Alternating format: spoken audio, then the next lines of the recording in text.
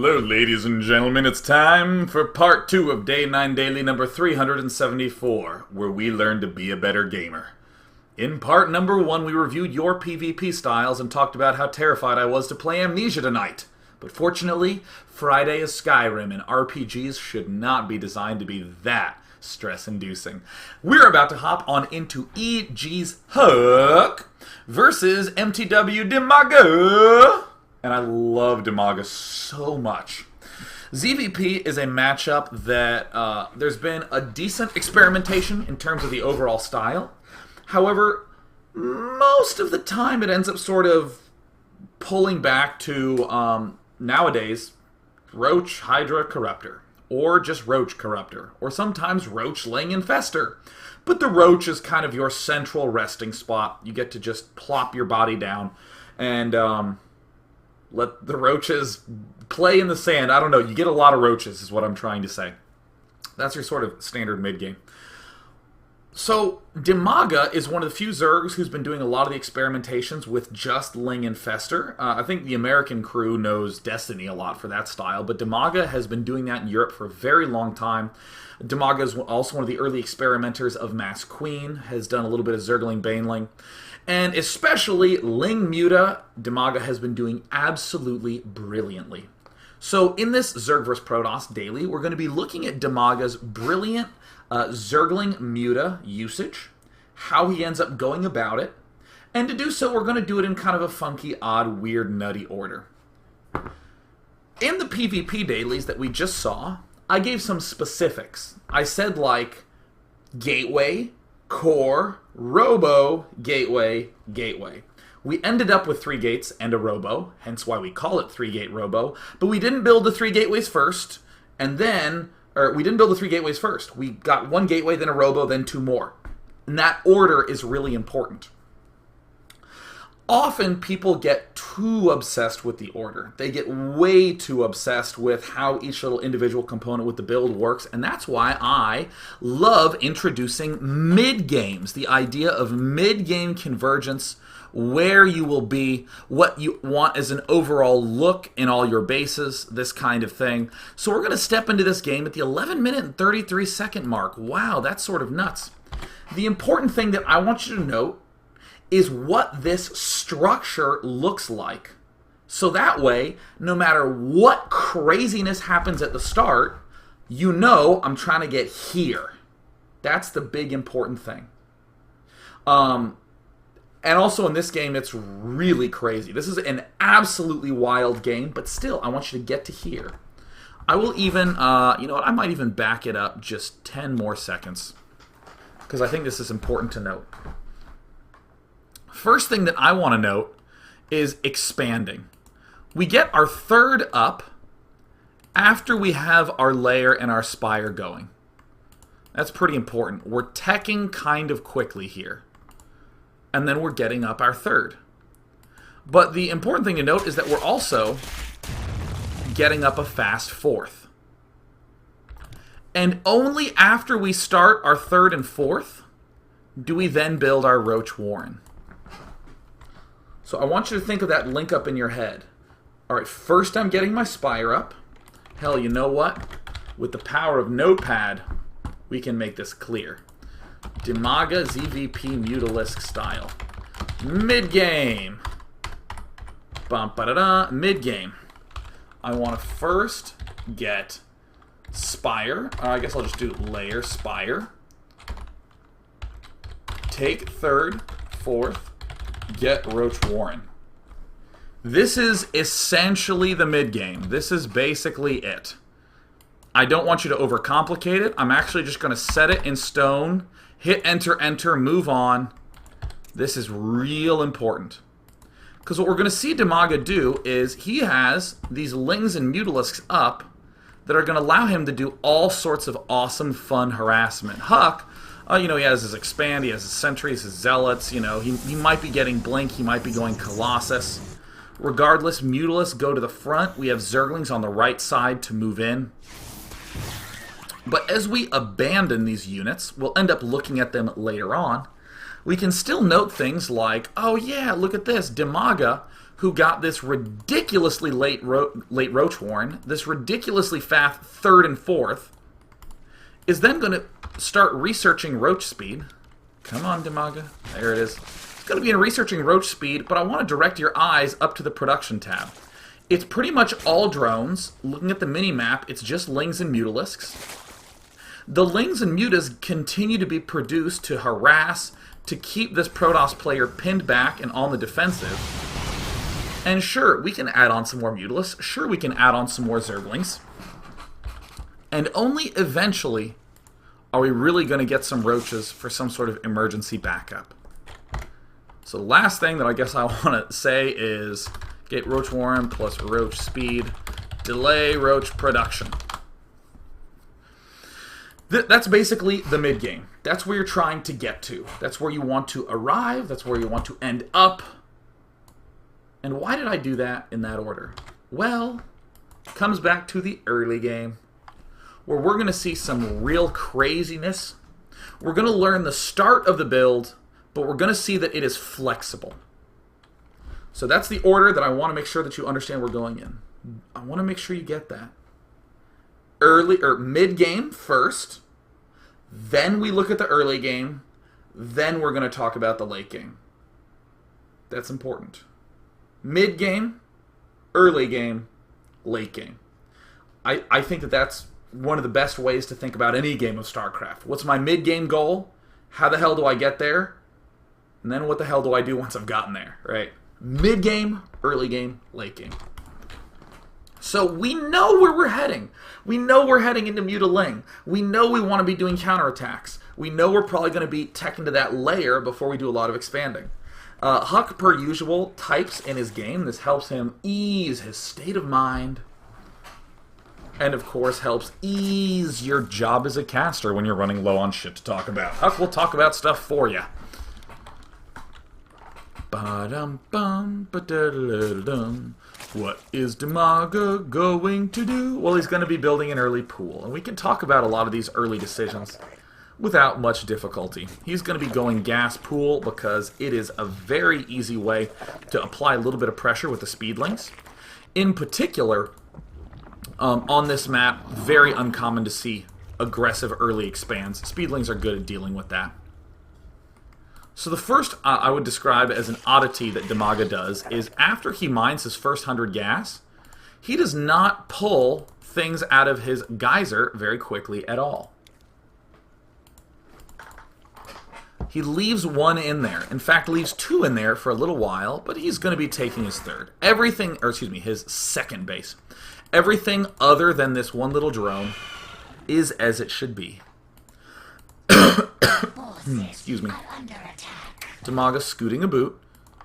Zerglings pulling back. Dimaga sees that there are a couple of units coming.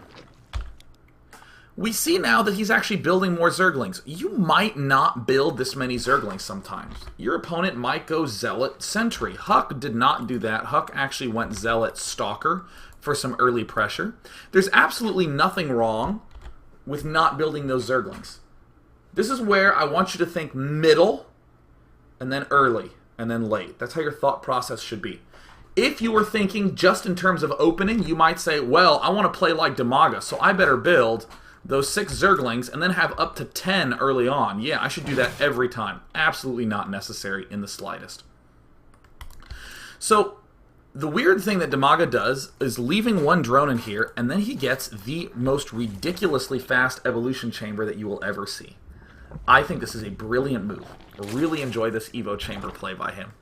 The standard, get the second queen, expand the creep tumor. Very, very fast +1. Leaves one guy in the gas geyser. Speedlings now are going to do all this fun, wubbulous, exciting harassment at the front gates. Now, Dimaga would love to build as many drones as he can, but Huck is a jerk and doesn't really allow that. Continual poking and prodding, continual drone making. Again, everything has been pretty straightforward. We want to make as many drones as we can. We make more Zerglings when there's an attack about to come. But the one weird wrench we're throwing in this mix, super stupidly fast +1. After you've gotten your +1, wait a little bit. Maybe until you have 50 gas, and then put your units back into your gas geyser. Traditionally, you would get your layer up right now. However, Dimaga sees that Huck is moving out with this huge force, so all of a sudden, again, another wrench seemingly thrown into the opening, where the Zergling and the Spine Crawler is thrown up. You might not have to do this. You might not at all. As long as you know your mid-game is Muta Ling, getting the Mutalisk first, then taking 3 and 4 bases. Hell, let me do it this way. As long as you know that you first want to get your Lair and Spire up, then you want to take your 3rd and 4th, then you want to get a Roach War and a Roach Speed, and you want to delay Roach production. Ling, Muta instead. Damn you, Notepad. As long as you know that you are trying to go for this general mix, I am very happy. I am very happy. The only notes I really have in early game is make as many drones as possible, make Lings if necessary, get a fast +1 attack upgrade. This is basically it. This covers situations where he goes early expand, where he goes for crazy 4-gate aggression, where he goes for 3-gate expand aggression, all covered in here. Ling. I keep typing Link when I want to say Ling. So, alright, sweet. Fantastico, fantastico. Doing all this sorts of crazy shenaniganry. Look at this. Massing up Zerglings, delaying the layer. Nothing too insane where he's going, oh my god, I better build my layer in hopes to get my, you know, my Spire up as fast as possible. Dimaga's just thinking, alright, am I staying alive? No. Make Zerglings. Alright, did he back off? Yeah? Sweet. Build a layer. Pretty gosh darn simple. Again, trying to get to there. Now, while the layer is building, we're going to see Dimaga add on all 4 geysers. This 4th one is delayed a little bit. I'm kind of intentionally not showing this crazy Ling run by because it's not important to the build. If you at any point feel like your Zerglings that exist could do damage, do the damage. So here, I'll go ahead and put here. General Tactics. I do not want to put this in early, mid, or late game. This is just generally true. If your Lings that already exist can do damage, go for it. Another way to put it is look for counter-attack opportunities. We see these Zerglings sweeping on in. Judgment call by Dimaga. I actually think that it was a wrong judgment call. But still, that's the sort of judgment call that makes this style very fun. You get to maintain a lot of activity while you do this. It's not just derp, derp, derp, I'm making Lings, hope I'm getting my Spire up in time. So yeah, we get our 4th gas up. And again, whoa, look at this. You know where we're kind of ending up? We're ending up here. In mid-game, first get your Layer and Spire. You know what? I will even adorn mid-game with a bunch of stars to make it look more important, right? Get your frickin' mid-game hammered into your head before you do anything. So our Spire, great, getting started. And there we go, look at that, making as many drones as we possibly can. When did we make Zerglings? Well, we make Zerglings if it seemed necessary. Really fast +2 melee attack upgrade. I just want to point out how consistent all these ideas are. I want to point out how consistent all these ideas are. I literally repeated the same thing twice in a row intentionally because consistency, for some reason, evaporates from people's concerns a lot. I just want to note, if we come back to our notepad file, get a fast +1 attack upgrade. Alright, a lot of people think about this. They're like, alright, cool, I'm getting fast +1 attack. I'm going to do a lot of damage with my Zerglings. Yeah! And then their +1 attack finishes really early. And you know what they don't have? A layer. If you get a fast layer, then you can get a fast +2 upgrade. You can only get a fast +2 upgrade if you're getting a fast +1 upgrade. Do you see how this connects to this? Connects to the getting of the +2? They're all the same... That's not the right button. They're all the same idea happening at once. Often I'll see players do something where, you know, like a Terran will get really fast +1/+1 attack upgrades. And then go mass Marine Marauder, thinking to themselves, aha, I'm going to have a really strong infantry force. And then they can't get 2/2. So it stays a pretty strong infantry force, for like 5 minutes, and then they get out upgraded, and then they start losing engagements, and then they have really slow upgrades. You want to make sure these things connect. Nice job by Dimaga. Fast +1 plus fast layer equals fast +2. And there we see Dr. Dimaga taking down the destructible debris, going for the expansion. We see his 4 gas geysers just up and running. We know that these these extra 3 gas geysers were started after the layer. When they get planted exactly, not going to concern me too much. I want to plant the big ideas. Getting these extra hatches up, getting the spire up really quickly. Sweet. All good in the hood. And there's our Roach Warren up. Remember our mid-game, get a Roach Warren plus Roach Speed as we're getting our 3rd and 4th expansions up. Fantastic. Fan-freaking-tastic. And there it goes down. Now, there's been a little bit of crazy variance that has happened. There's been some attacks that occurred at the start. There's been some good decisions by Dimaga, some not so good decisions by Dimaga. That's cool. We don't care that much. Because when you do this style, you're going to be defending all sorts of early attacks with just Zerglings and Spine Crawlers. And you're going to have to make some of those decisions yourself. Might end up in some obnoxious, painful losses where you're like, oh, I didn't actually have to do that. Oh, I could have done it so differently. And that's fine. Because you're actually going to have a lot more fun. It's not going to be one of those games where you early expand and think to yourself, oh, I hope it works, and then you come out with your army and you just get crushed. It's instead going to be, yeah, I really shouldn't have done that attack. That was dumb. Ha, I know exactly what went wrong. So we're actually just going to watch this mid-game for a little bit longer, and then I want to step deep into the late-game stages about some of the tactics that go on. I actually didn't quite want to do this game because it was so nuts. But I think that that's important that every once in a while I take a game that goes so absolutely, well, to be honest, it goes absolutely apeshit. To take one of those games every now and again and to try to demonstrate how much simple structure is there. And this is the important structure. The mid-game. The clear mid-game goal. So now that we have Mutas and Zerglings, general tactics, look for counterattack opportunities. I will actually crunch this down. Look for counterattack opportunities always. Mutas at the back, Lings in another location. Always begin your harassment like that. Then when you see things out of position, you can force these engagements. So look for counterattack opportunities always. Try to get his units out of position. Kill sentries.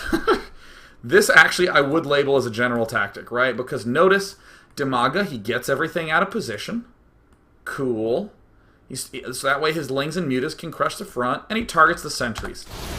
Sentry gone, sentry gone. The Zerglings are just getting slaughtered. No big deal. We're just going to kill off all the sentries. Kick acidly enough, if you can pick off even a few sentries, the mid-game attack collapses. Suddenly the mid-game attacks for Protoss are like half as good.